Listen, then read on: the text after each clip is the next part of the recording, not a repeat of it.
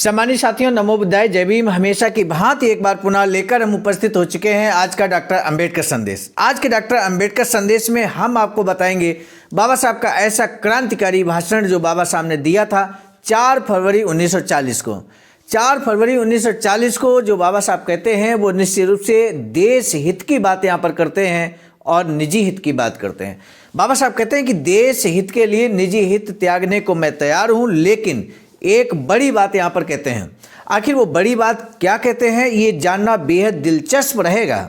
सम्मानित साथियों, वास्तव में यदि आप अपने भारत देश से प्रेम करते हैं, अपने देश से प्रेम करते हैं, अपने समाज से प्रेम करते हैं, तो आज का डॉक्टर अंबेडकर संदेश पूरा जरूर सुनिएगा। सम्मानित साथियों, यहाँ पर बहुत बड़ी बात बाबा साहब कहते हैं देश हित, निजी हित और समाज हित को लेकर।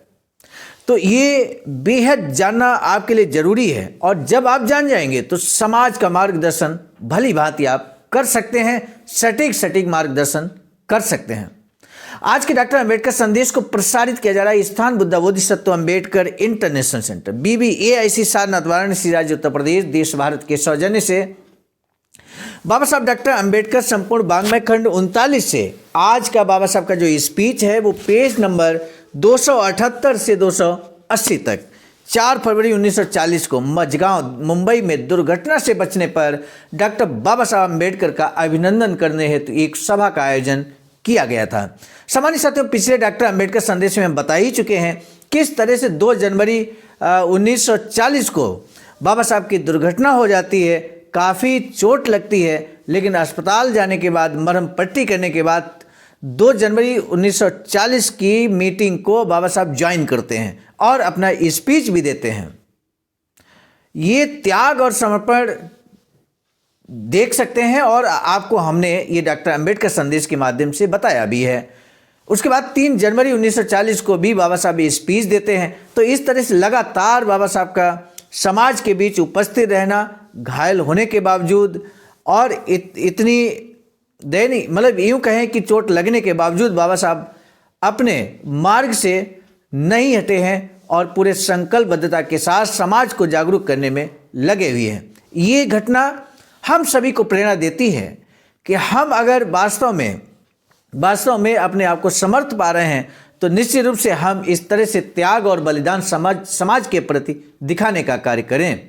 तो बाबा साहब इस दुर्घटना के बाद यहाँ पर लोग बाबा साहब का यहाँ सम्मान करते हैं कि बाबा साहब दुर्घटना से बाल बच गए। ये हम सभी के लिए गौरवशाली क्षण है, सम्मान की बात है। आप सोच कर देखिए कि यदि बाबा साहब उस दुर्घटना में न रहते तो आने वाले समय में जिस तरह से बाबा साहब ने भारतीय संविधान दिया और भारतीय संविधान के थ्रू हम सभी को यहाँ पर सुरक्षित जीवन दिया, मान सम्मान स्वाभिमान, और हर तरह से हम आने वाली जनरेशन को सुरक्षित कर दिया उन संवैधानिक अधिकारों की बदौलत। तो ऐसे में निश्चित रूप से आज हम सभी उस बात को माने और मानने के बाद बाबा साहब के अधूरे मिशन को पूरा करने का कार्य करें। बाबा साहब क्या कुछ कहते हैं 4 फरवरी 1940 को, आइए हम बाबा साहब के शब्दों में ही बातचीत को शुरू करते हैं।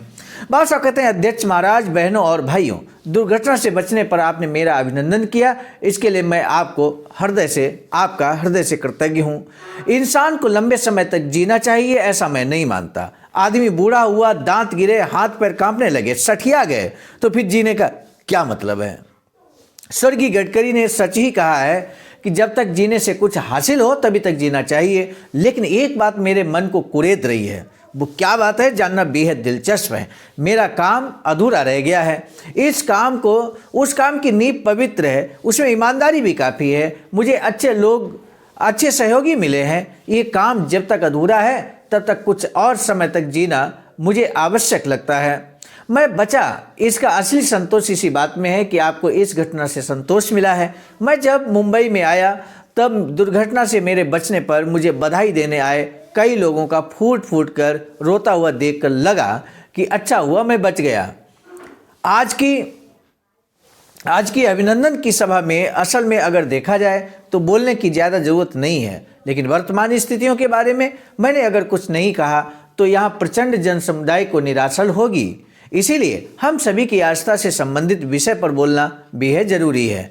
पिछले 2 महीनों से कांग्रेस ने 2 पत्रिकाएं निकाली हैं, पूर्णिमा और नवयुग। लगता है कि ये दोनों पत्रिकाएं खास मेरे लिए ही निकाली गई हैं। इस तरह से उन्होंने मेरा सम्मान किया है। दिन भर काम करने के बाद उस पत्रिका के लेख पढ़कर मेरा काफ़ी मनोरंजन होता है। हमारे बारे में लोग लगातार लिखते रहते हैं। हम ना होते तो उनका जीवन अलोना हो जाता। देखकर मेरे मन में इस बात पर स्वाभिमान जागता है कि अगर मैं ना होता तो ये पत्रिकाएं बिकती कैसे हैं। चिंता में मुझे कभी कभी चिरंजीवी होने का ख्याल आने लगा है। गाँव मामा ने अगर मेरा फोटो छापा तो उससे क्या साबित होता है? हो सकता है आगे चलकर मैं संन्यास लूं, क्या पता। एक खत में कहा गया है कि मैं बैठे बैठे एक शेर भजिए खा जाता हूं, तो क्या नए जमाने में भजिए खाना पाप है? मुझे लगता है भजिए खाने से किसी की इज्जत को कोई धोखा नहीं पहुंचता। इस प्रकार की आलोचनाएं पढ़कर मैं हंसता हूं। मेरे भाइयों को मेरी सलाह है कि वे हंसना सीखें। आलोचना जरूरी कीजिए, लेकिन मन में दुर्भावना ना पालिए। ये आलोचना पढ़कर मैं कैसे हंसता हूँ, मैं भी उस पर चुटीला व्यंग कैसे कर सकता हूँ, इस बारे में मेरे यहाँ उपस्थित मेरे मित्र संपादक माननीय टटनीश बताएंगे। मेरे कुछ अन्य आलोचक भी हैं। देश हित के लिए मैं निजी हित त्यागने के लिए तैयार हूँ, लेकिन मैं अस्पृश्य समाज के हित को त्यागने के लिए कतई तैयार नहीं हूँ। हो सकता है कि ये किसी को अपनी जात के प्रति मेरा झुकाव लगे, मुझे परवाह नहीं है। मैं उनका हित कभी भूल नहीं सकता। अस्पृश्यों का मसला केवल मजदूरों या किसानों का मसला नहीं है। मिल के कपड़ा विभाग में अस्पृश्य के काम करने पर मजदूरों को ही आपत्ति होती है। कांग्रेस ने जो रैयतों के बारे में कानून बनाया है, उससे भी अस्पृश्य किसानों का फायदा संभव नहीं है, क्योंकि जिनके पास जमीनें ही नहीं हैं, उन अस्पृश्य किसानों का हित ये कानून कैसे कर सकता है? अस्पृश्य किसान और मजदूर हैं, लेकिन हर किसान और मजदूर अस्पृश्य नहीं है, ये भी सच है। अस्पृश्य मजदूर डोंगे निमकर के झंडे तले क्यों नहीं जुटते? अपनी यूनियनें अलग क्यों बनाते हैं? इसकी असली वजह यही है कि सभी मजदूर एक जैसे नहीं हैं। मजदूर और किसान भी जाति भेद से ग्रस्त हैं। अस्पृश्य मजदूर और किसानों को अस्पृश्य मजदूर और किसानों से नफरत करने में कोई दिक्कत महसूस नहीं होती। स्वतंत्र लेबर पार्टी अस्पृश्यों का मसला कभी भी छोड़ने वाली नहीं है। मैं खुद महार हूँ, अस्पृश्य हूँ। अस्पृश्य लोग पत्थरों को, पेड़ों, झखंडों को, पशु पक्षियों को, सांप बिच्छुओं को भी भगवान मानेंगे, लेकिन किसी अस्पृश्य को भी कैसे अपना नेता मान सकते हैं? मतलब पशु पक्षियों को, पत्थरों को, पेड़ों को भगवान मान सकते हैं, लेकिन अस्पृश्यों को वो अपना नेता नहीं मान सकते। ज्यादातर मजदूर और किसान अस्पृश्य ही हैं। ये बात आज की स्थितियों में कैसे बुलाई जा सकती है? क्या हमारे पक्ष के संगठन नहीं है, या फिर माननीय प्रधान और माननीय मडके बुबा जैसे कामगार नेता हमारे पास नहीं है? हमारे पक्ष में किसी कमी किस बात की है? लेकिन हम सनातनी नहीं हैं। हमारा पक्ष अस्पृश्यों का पक्ष है, तो फिर अस्पृश्यों को उससे परहेज तो होना ही है। बाबा साहब कहते हैं हमारे मडके बुआ महार हैं। उनकी जानकारी भाई, संगठन, लड़ने की नीति आदि तक ही उन्हें पता होगा। बुइबा, प्रोले, टरियट, टेम्पो आदि भारी भरकम शब्द कैसे उनके पल्ले पड़ेंगे? अगर ये शब्द उनके पास नहीं है तो वे फिर कामगार नेता कैसे बन सकते हैं? लेकिन वे असली नेता हैं। म्यूनिसिपैलिटी के कामगारों से पूछिए, रेलवे के पोर्टरों से पूछिए, वे सब एक स्वर में यही बताएंगे कि मडके बुबा ही हमारे सच्चे कामगार नेता हैं। चेंबूर के कूड़ेदान में काम करने वाले मजदूरों की और अन्य म्यूनिसिपल कामगारों की तनख्वाह उन्होंने तुरंत लाखों रुपये बढ़ाकर दे दी। ऐसे नेता हमारी पार्टी में हैं, लेकिन जो नापसंद है उनका नमक अलोना होता है। इसका कोई कुछ नहीं कर सकते। कुछ लोग मुझे मानते हैं, मैं उसी में संतुष्ट हूँ। सिद्धांतों को त्याग कर मुझे कांग्रेस का नेता, मजदूरों का नेता, किसानों का नेता बनने का कोई शौक नहीं है। बहुत बड़ी बात बाबा साहब यहाँ पर कहते हैं कि सिद्धांतों को त्याग कर हम किसी तरह का नेता, किसी पार्टी या मजदूर किसान का नेता बनना नहीं चाहते हैं। यानी कि बाबा साहब के लिए सिद्धांत सर्वोपरि है।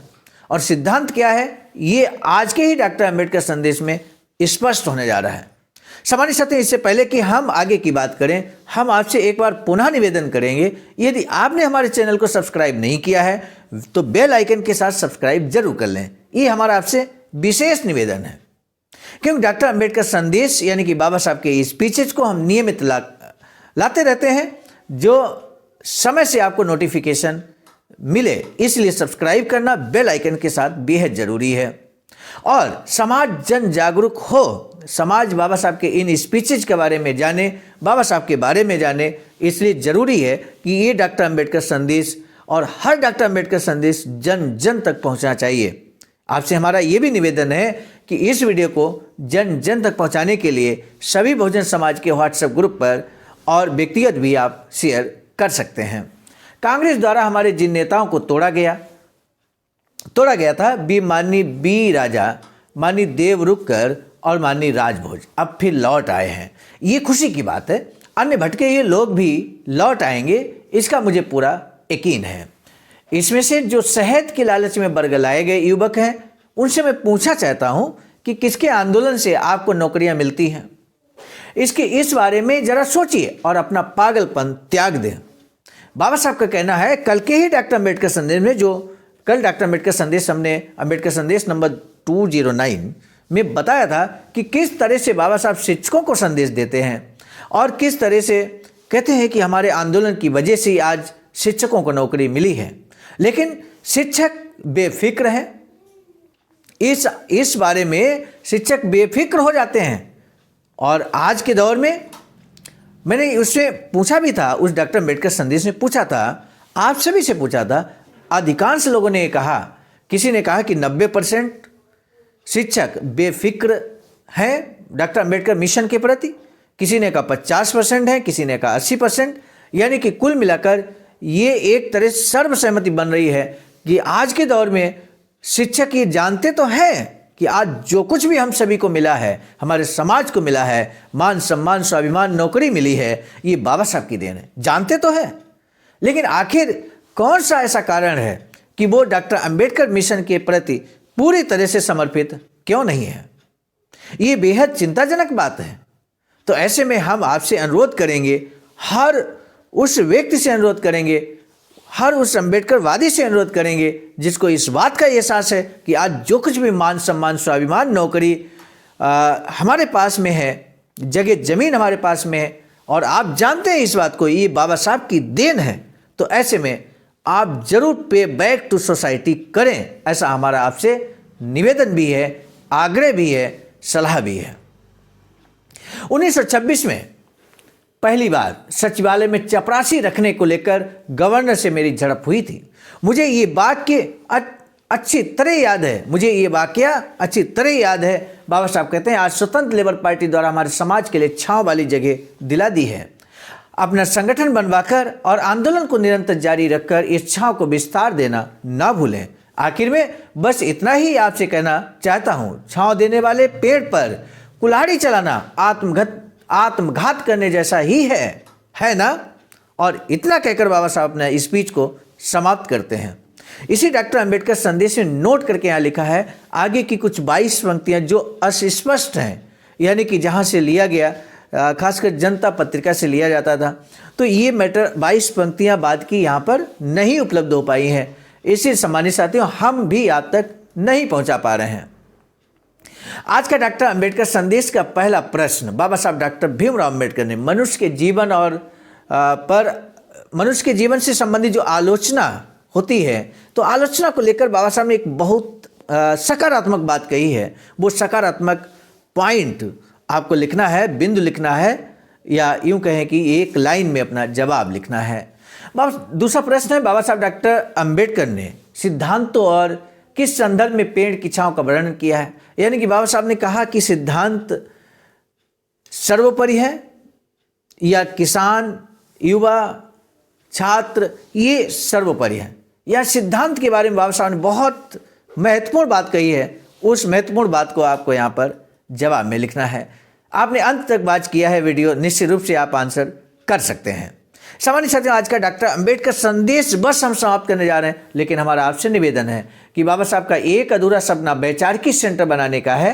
इस तरह का वैचारिक सेंटर इस समय अखिल भारतीय अनुसूचित जाति जनजाति कर्मचारी कल्याण एसोसिएशन द्वारा सारनाथ वाराणसी राज्य उत्तर प्रदेश में निर्माणाधीन है। यदि आप भी अपना मूल्य योगदान करना चाहते हैं, इतिहास में नाम दर्ज कराना चाहते हैं, तो दिए गए अकाउंट नंबर IFSC कोड पर अपना मूल्य योगदान कर सकते हैं। आज का डॉक्टर अंबेडकर संदेश लेकर आए थे हम मिशन नायक बुद्ध मित्र मुसाफिर सर, राष्ट्रीय महासचिव आवाज का नई दिल्ली की प्रेरणा में, और साथ ही साथ संकलनकर्ता परम आदरणीय विजय कुमार बौद्ध जी, प्रांतीय कोषाध्यक्ष आवाज का बिहार। प्रस्तुतकर्ता के रूप में मैं स्वयं सर्वजीत आर्या, राष्ट्रीय कोषाध्यक्ष आवाज का नई दिल्ली। पुनः मिलेंगे नए डॉक्टर अंबेडकर संदेश में, तब तक दीजिए इजाजत। आप सभी का सादर नमो बुद्धाय, जय भीम।